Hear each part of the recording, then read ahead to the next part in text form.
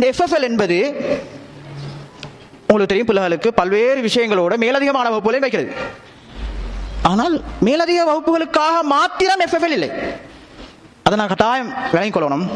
FFL என்பது ஒரு tuition class இல்லை. நூற்றுக்கணக்கான ஆக்கள் 500 எத்தனை பேர் வந்தாலும் சரி டியூஷன் எடுத்துட்டு செய்கிற ஒரு நிறுவனம் அல்ல.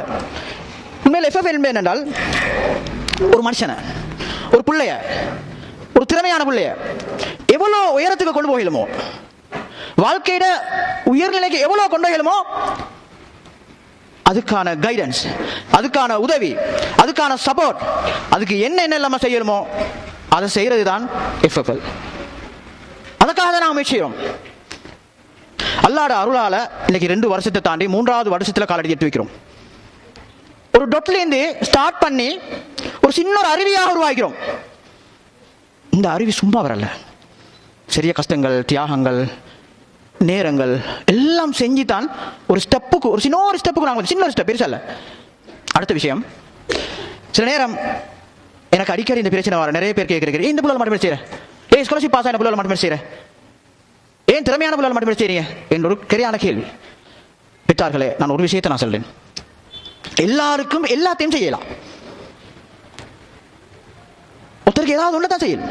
அப்ப நாங்க நினைக்கிறோம், இந்த பிள்ளைகளை வளர்த்துட்டால் இந்த பிள்ளை ஒரு 100 பேரை கைட் பண்ணுவான், ஒரு 500 பேரை கைட் பண்ணுவான், நாளைக்கு ஒரு பாடசாலையில ஒரு அதிபராக வருவான், எத்தனை பேர் அவருக்கு அழைப்பாங்க, ஒரு வைத்தியசாலையில் ஒரு டாக்டராக வருவார், ஒரு பள்ளியில தலைவராக வருவான்.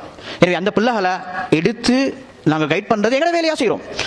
மத்தாக்களை செய்யணும், வீக்கானாக்களை செய்யணும் நினைக்கொள்ள இன்னொரு சாரார் எடுத்து செய்யறது மிக சிறந்தது. எனவே அதுதான் எங்கட நோக்கம். 2வது, இந்த பிள்ளைகள் சொல்ற மேல பொறுக்கி ஒரு தெரியும், பொறுக்கி எடுத்தாக்கள், செலக்ட் பண்ணி எடுத்தாக்கள் 170 பிள்ளைகளா. அக்குருணையில ஆக பெருமதியான சொத்து எதுன்னு கேட்டால், நான் சொல்வேன் இந்த பிள்ளைகள். கடந்த காலத்தை நாங்கள் விட்டுருவோம். இந்த பிள்ளைகளை வளர்த்தெடுத்தால் இன்னொரு 10 வருஷம் ஒரு அழகான ஒரு சுவீச்சமான ஒரு எதிர்காலத்தை நீங்களே காணலும். அடுத்த இன்னொரு கேள்வி, அது எனக்கு அடிக்கடி கமிட்டி மெம்பர்ஸ் கேட்குறாங்க, இதே சார் ஃப்ரீயா செய்யற, நீங்க ட்ரைனிங் ப்ரோக்ராமும் சொல்லி இருக்க மாட்டீங்க, ஷுவர் நீங்க ஃப்ரீயா தான் செய்வீங்க, சரி வேற இங்கிலீஷ் செய்றீங்க, சயின்ஸ் செய்றீங்க, அதுக்கு ஒரு 1000 ரூபீஸ் அரவிட்டாயினது லாபம் தேவையில்ல, செலவை ஷேர் பண்ணிக்கோமே. மதிப்புக்குரிய பெற்றார்களே, 2 வருஷம் நான் அந்த ப்ராஜெக்ட்ல இருக்கேன். இதுக்குள்ளால இருக்கிற கஷ்டங்களையும், துயரங்களையும், வேதனைகளையும், ஏக்கங்களையும் எனக்கு தெரியும். எவ்வளவு பேரண்ட்ஸ், சில பேரண்ட்ஸ் அவங்களோட பிரச்சனைகளை பேசுறாங்கன்றது எனக்கு தெரியும். அது சின்ன 20 வீதம் ஆகிக்கலாம், அந்த 20 வீதத்துக்கு இந்த ப்ராஜெக்ட் பெருமதி ஆகும். அவங்களுக்கு ஒரு 500 நாங்கள் இதுக்கு வச்சாலும் அவன் கட்டாயம் இந்த ப்ராஜெக்ட்ல வரமாட்டான். எனவே நான் சொல்றேன், கடைசி வரை இந்த ப்ராஜெக்ட் ஃப்ரீயா தான் போகும், இன்ஷா அல்லாஹ். அது போறதுக்கு அல்லாஹ் தஆலா அருள் பாலிக்கணும் நான் கேட்கிறேன். மதிப்புக்குரிய சகோதரர்களே, நான் ஏற்கனவே சொன்ன மாதிரி இந்த பிள்ளைகள் புறக்கி எடுத்த முத்துக்கள், இதை உருவாக்கி எடுக்கிறது எங்கட சமூக கடமை. நீங்க சும்மா யோசிச்சு பாருங்க, இன்னைக்கு 30 வருஷ வரலாற்று எடுத்து பாருங்க, 30 வருஷ வரலாறு, எத்தனை ப்ராஜெக்ட்ஸ், எத்தனை வேலை திட்டங்கள், எத்தனை பாடசாலைகள், எத்தனை பள்ளி வாயில், எத்தனை சயின்ஸ் ப்ராஜெக்ட், அந்த ப்ராஜெக்ட், எந்த ப்ராஜெக்ட். சரி, 30 வருஷ வரலாற்றுல இவர் இந்த நாட்டினுடைய சொத்து, இந்த நாட்டுக்குரிய சொத்துன்னு சொல்ற ஆட்கள் எத்தனை பேர் நாங்கள் உருவாக்கிறோம், எவ்வளவு செலவழி, கோடிக்கணக்கான செலவழிக்கிறோம். நாட்டு சொத்து இவங்க இல்ல, அப்படியே செலவழிச்சுடுறோம், அப்படி போகுது. ஃபோக்கஸ் இல்ல, நான் சொல்றேன் அப்படி இல்ல, ஃபோக்கஸ் பண்ணி உருவாக்கி காட்டு. அப்ப நாளைக்கு அவன் இந்த நாட்டுடைய சொத்தாக மாறுவான், இந்த நாட்டுடைய பாராளுமன்றத்தில் முக்கியமான ஆள் ஆயிப்பான், இந்த நாட்டுடைய சட்ட யாப்பியங்கிறதுல ஒரு வைப்பான், இந்த நாட்டில் ஐநோக்கு UN அனுப்புறதுக்கு ஒரு ஆள் இருப்பான். இவங்களை வளர விடையலாம், நாங்கள் வளர விடுறோம், நாங்கள் வளர்க்கணும். நான் சொல்றேன் வளர்க்கணும். நான் சொல்றேன், இந்த பிள்ளைகளுக்கான தனியான இடம் கட்டாயமிக்கணும், தனியான ட்ரைனிங் சென்டர்ஸ் கட்டாயமிக்கணும். ஒரு அமெரிக்கால, யூகேல, கனடால ஒரு பிள்ளை எந்த வசதியோட படிக்கிறோ அந்த வசதியை இந்த பிள்ளைகளுக்கு நாங்கள் கொடுக்கணும். இந்த நாடு செய்யாமிக்கட்டும், முஸ்லீம் சமூகத்தை செய்யலாம், நாங்கள் செய்யணும்.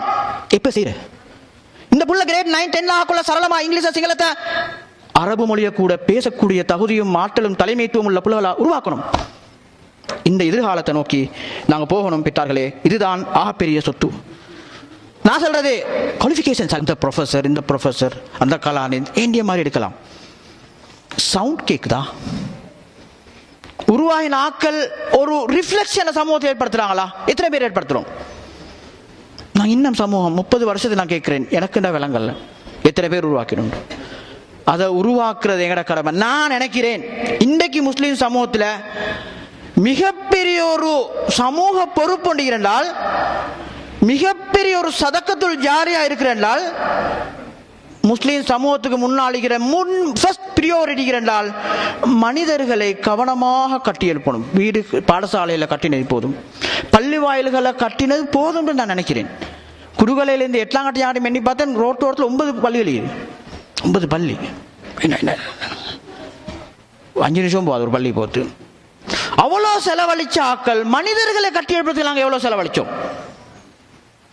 எனவே மதிப்புக்குரிய சகோதரர்களே, FFL என்பது துறை சார்ந்த ஆளுமை மிக்க தலைவர்களை உருவாக்குவதன் மூலம் இந்த நாட்டிலே ஒரு மாற்றத்தை ஏற்படுத்துது. அது எங்களுக்கு மட்டுமல்ல, இந்த நாட்டுக்கு. அதைத்தான் ரசூலுல்லாஹ் செஞ்சார்கள். அதுதான் முஸ்லிம் சமூகம் இன்று செய்ய வேண்டிய கடமை. அதைத்தான் FFL செய்கிறது. எனவே இதற்காக எந்த தியாகத்தையும் நாங்கள் செய்யறது, எதையும் நாங்கள் செய்வோம். எங்கள் நேரம், காலம், பணம் எல்லாத்தையும் நாங்கள் செய்வோம். எல்லாரும் முடக்க போன சமூகத்தை யார் கட்டி எழுப்புறேன்?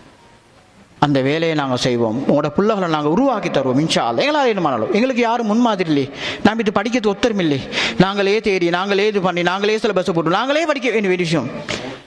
அதை நாங்கள் இன்ஷா அல்லாஹ் செய்வோம். அந்த பங்களிப்புல நாங்கள் எல்லாரும் கேட்டுக்கோணும், ஏன் நினைத்த வேலை, ஏன் நினைத்த வேலை, நான் ஒரு பார்வையாளரா அல்லது நான் பங்காளரா என்று சொல்றதை நாங்கள் தீர்மானிப்போம், யோசிப்போம். இது சம்பந்தமாக நிறைய டிஸ்கஸ் பண்ணி இந்த விஷயங்களை தொடர்ந்து போகிறதுக்கு உங்கள் எல்லாருடையும் ஆதரவையும் ஒத்துழைப்பையும் கேட்டு முடிக்கிறேன்.